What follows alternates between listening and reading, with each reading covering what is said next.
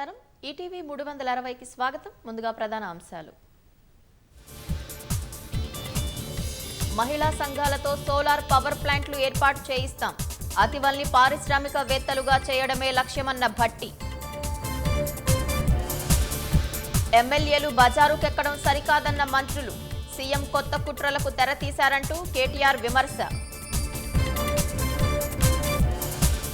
హైడ్రా కోసం త్వరలోనే సర్కారు ఆర్డినెన్స్ ప్రభుత్వ చర్యలతో విశేషాధికారాలు వస్తాయన్న రంగనాథ్ జమ్మూ కశ్మీర్లో ఉగ్రవాదం చివరి శ్వాసపై ఉందన్న ప్రధాని తీవ్రవాద సమస్యపై సహకరించాలని ప్రజలకు విజ్ఞప్తి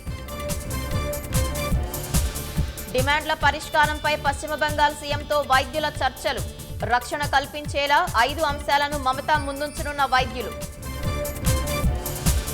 పండుగల సీజన్ వేళ కొండెక్కనున్న వంట నూనెల ధరలు కేంద్రం దిగుమతి సుంకాన్ని పెంచడంతో ప్రజలపై పడనున్న భారం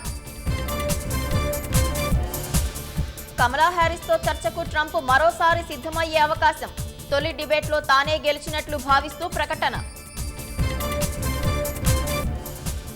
అత్యుత్తమ కంపెనీల జాబితాలో భారత్కు చెందిన 22 సంస్థలు 112వ ర్యాంకుతో హెచ్సిఎల్ టెక్నాలజీస్ 119వ స్థానంలో ఇన్ఫోసిస్